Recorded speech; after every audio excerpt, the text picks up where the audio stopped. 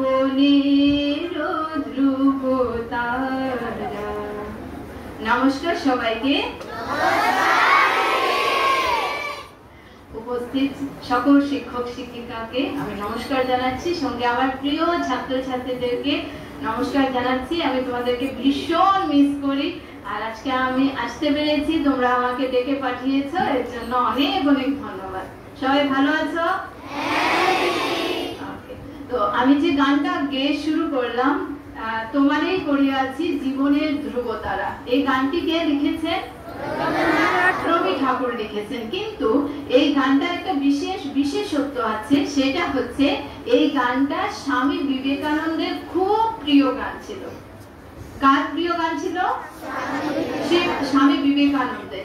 উনি কিন্তু ভালো গান করতেন, সেটা জানো তোমরা, স্বামী বিবেকানন্দ। তো এই গানটা উনি অনেকবার গেয়েছেন। গানের পলিটা কি?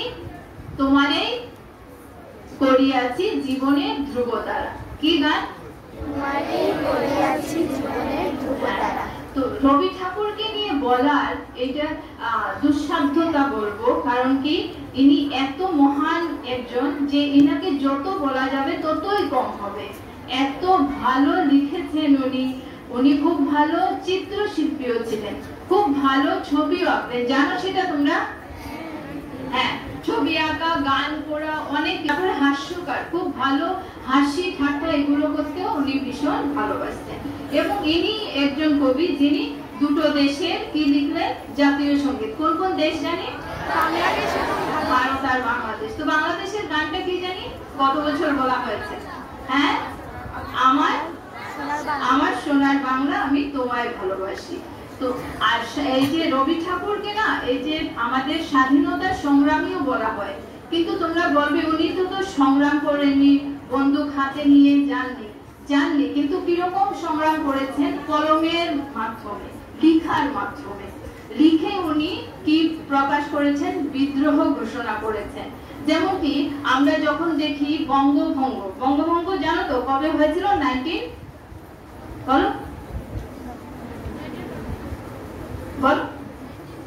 1905 সালে। হ্যাঁ, বঙ্গভঙ্গ হয়েছিল, লর্ড কার্জন ভাগ করেছিলেন বাংলাকে। তো তখন রবি ঠাকুর ভাবলেন যে এই সময়টাকে কি করলেন উনি? হিন্দু মুসলিম সব ধর্মের মধ্যে মিলন রাখার জন্য কি করেছিলেন? তোমরা যে রাখি বন্ধন করো না একজন আরেকজনকে, এই সময় উনি এটা চালু করেছিলেন, যাতে সকল ধর্মে হিন্দু মুসলিমের মধ্যে যাতে বিভেদ না হয়, তার জন্য রাখি বন্ধন অনুষ্ঠান করেছিলেন। এবং এইটাও উনি বলেছিলেন যে সংগ্রাম ঘোষণা করার জন্য উনি বলেছিলেন যে সমাজের যে অবিচার চলছে এগুলো থেকে নিজেকে কি করতে হবে? অবিচারগুলোকে মিটাতে হবে। তাই জন্য উনি বললেন, যদি তোর ডাক শুনে কেউ না আসে তবে একলা চলবে, একা এগিয়ে যেতে হবে। তখনই একা যাব আমরা যখন দেখবো সমাজে অবিচার চলছে কিন্তু আমার পেছনে কেউ নেই, কিন্তু আমি এগিয়ে যাব, সেই সংগ্রামটা আমাকে করতে হবে।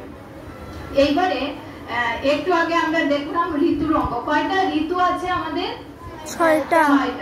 গ্রীষ্ম, বর্ষা, শরৎ, হেমন্ত, শীত, বসন্ত। ভীষণ সুন্দরভাবে ওরা উপস্থাপন করেছে।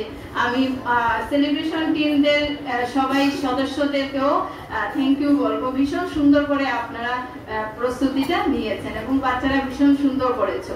দু একজনকে আমি নতুন মুখ দেখেছি, খুব সুন্দর করলে তোমরা, ডান্সটা সুন্দর হয়েছে। আর প্রযুক্তা, তারপর দৃষ্টান্তিকাও অনেক কিছু বলে দিয়েছেন, মামনি দিদিও বলেছেন। আমি তোমাদেরকে একটা স্টোরি বলছি, তোমরা স্টোরিটা মন দিয়ে শুনবে এবং এটার মডেল অফ দ্য স্টোরি এটা কিন্তু তোমাদেরকে বলতে হবে। এটা হচ্ছে, আমি তোমাদেরকে সনটা বলছি, 1891 হবে, অনেক অনেক বছর আগের কথা। প্লিজ ভয়েস একটু শুনবে গল্পটা। কি হয়েছে? একটা দরিদ্র পরিবারে কি হয়েছে? কর্তা যিনি মানে গার্জিয়ান যিনি, ওনার নাম ছিল রামসুন্দর মিত্র। কি ছিল? রামসুন্দর মিত্র। ওনার 5টা ছেলে ছিল, 5 ছেলের পরে কি হলো? একটি মেয়ের জন্ম হলো। তো এটা কি আনন্দের হবে না দুঃখের হবে? আনন্দের, ভীষণ আনন্দের। কেন কি 5 ছেলের পরে ঘরে একটা মেয়ের জন্ম হলো। মেয়ের নাম রাখা হলো নিরুপমা। কি রাখা হলো? নিরুপমা। খুব সুন্দর নাম, সবাই ওকে আদরে বড় করতে লাগলো। এইবারে কি হলো তোমরা জানো, আগেকার সময়ে খুব ছোট থাকতে বিয়ে দেওয়া হতো, তাই না? আগে মন দিয়ে শুনবে, মডেলটা তোমাদেরকে বলতে হবে। তো বিয়ে দেওয়া হবে। এবারে ওর বাবা যে উনি ছিলেন মানে খুবই গরিব, কি নাম বলেছিলাম? রামসুন্দর মিত্র। তো এইবারে মেয়ের বিয়ের ব্যবস্থা করতে হবে। তো মেয়ের জন্য খুব বর খোঁজা হচ্ছে, পাওয়া যাচ্ছে না। এইবারে পাওয়া গেছে জমিদার বাড়ি, বুঝতে পারছো? খুব প্রতিপত্তি, খুব টাকা পয়সা আছে, এরকম ফ্যামিলিতে ছেলে পাওয়া গেছে। এবার মেয়ের বাবা, নিরুপমার বাবা খুব গরিব। উনি ভাবলেন যে একটা ছেলে যখন পেয়েছি, ধনী হোক, আমি চেষ্টা করব ওদের মতো করেই বিয়ে দিতে। এবারে বিয়ের জন্য প্রস্তুতি নিচ্ছেন উনি। বিয়ের জন্য প্রস্তুতি নিতে গিয়ে দেখা গেল ওর শ্বশুর বাড়ি মানে জমিদার বাড়ি থেকে কি বললো, 10,000 টাকা দিতে হবে। কি দিতে হবে? 10,000 টাকা, সঙ্গে দান সামগ্রী, মানে আর যা যা দেওয়া হয় সবকিছু দিতে হবে, কিন্তু সঙ্গে 10,000 টাকা। নিরুপমার বাবা ছিলেন গরিব, উনি কি এই টাকা দিতে পারবেন? কিন্তু উনি চাইলেন যে এই জমিদার বাড়িতে আমি মেয়েটাকে বিয়ে দেব, কারণ ছেলেটা ওনার পছন্দ হয়েছিল, ও ছিল ম্যাজিস্ট্রেট, ঠিক আছে? তো এবারে বিয়ের জন্য উনি বলেন ঠিক আছে আমি 10,000 টাকা ব্যবস্থা করব। উনি কি করলেন? ঋণ করলেন। ঋণ বোঝো তো, অন্যের থেকে সুদে টাকা নিলেন, নিয়ে চেষ্টা করলেন দেবেন। কিন্তু যে লোকটা বললো যে আমি 10,000 টাকা তোমাকে দেব, সেই লোকটাই বিয়ের দিনে বললো যে আমি পারবো না। তো এবার কি হলো, বর এসে গেছে, বিয়ে শুরু হবে। তখন বরপক্ষ যখন জমিদার বাবু বললেন যে 10,000 টাকা চাই আমার, তখন রামসুন্দর বাবু পায়ে ধরে নিলেন, পায়ে ধরে বললেন যে আমি 10,000 টাকা দিতে পারবো না, আমি কিছুদিন পরে আস্তে আস্তে করে দিয়ে দেব, কিন্তু আমার মেয়ের বিয়েটা আপনারা বন্ধ করবেন না। তখন দেখো পরিস্থিতি, বাড়িতে সব বিয়ের প্রস্তুতি, এর মধ্যে মেয়ের বাবা বলছেন যে গরিব মানুষটা হাত জোর করে বলছে আমার মেয়েটার বিয়ে বন্ধ করবে না, আমি 10,000 টাকা দিব, কিন্তু কিছুদিন পরে দেব। এইবারে দেখো কি হয়েছে ব্যাপারটা। কিন্তু জমিদার বাবু মানবেন? কি বলো, যে না বিয়ে হয়ে যাক, 10,000 টাকা পরে দেবে, মানবেন নাকি? মানবেন না। উনি বলছেন না না সেটা তো হবে না, বিয়ে হবে না, বিয়ে বন্ধ, চলে যাব আমরা। যে সবাই তখন রেডি হয়ে গেল যে না বিয়ে বন্ধ হবে না, আমরা যাচ্ছি। এবারে ছেলে মানে বর যে ও বলল যে না আমি যখন বিয়ে করতে এসছি আমি বিয়ে করেই যাব।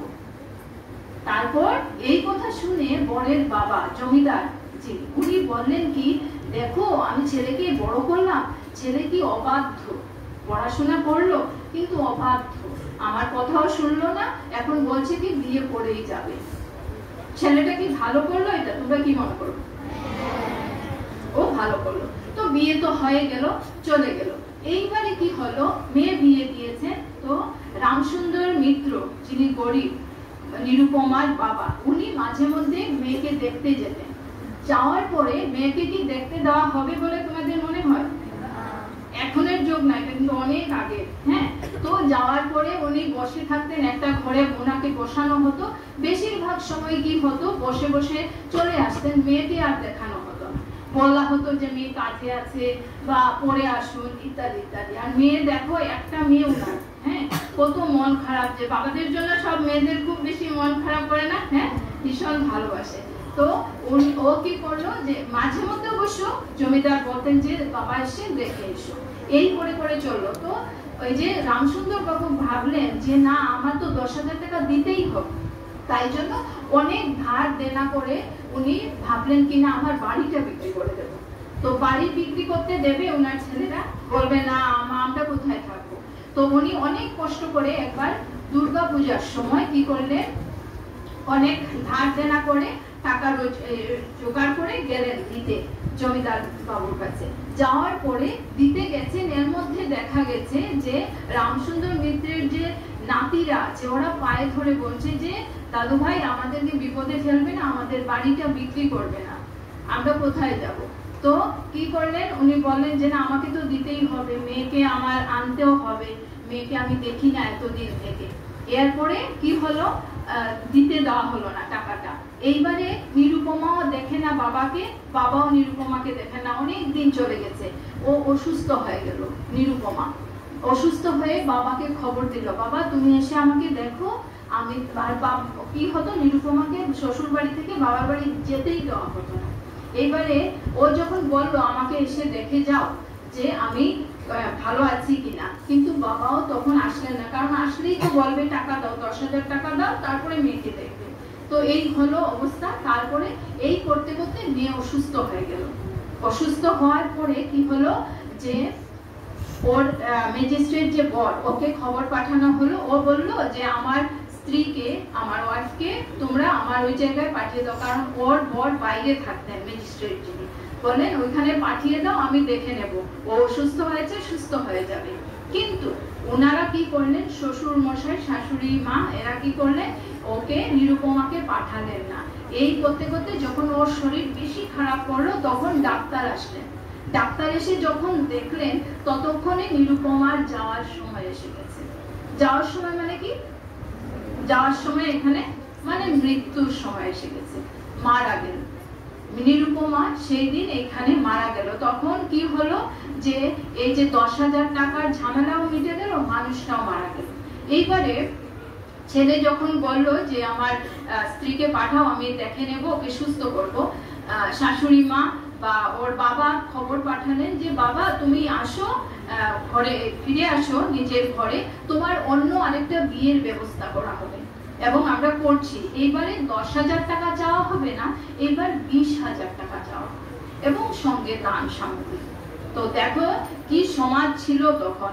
রবি ঠাকুর সেই ছবিটাকে তুলে দিয়েছেন আমাদের সামনে, যে দেখো এমন সাহিত্যটা এমন জিনিস, জানো, সমাজের দর্পণ, মিরর অফ দ্য সোসাইটি। তো এইটা দিয়ে বোঝানো হয়েছে যে কি চলছে সমাজে। যে এই যে মেয়েটা মারা গেল, তো এতে তোমাদের কি মনে হয় কিসের জন্য মারা গেল বলো তো?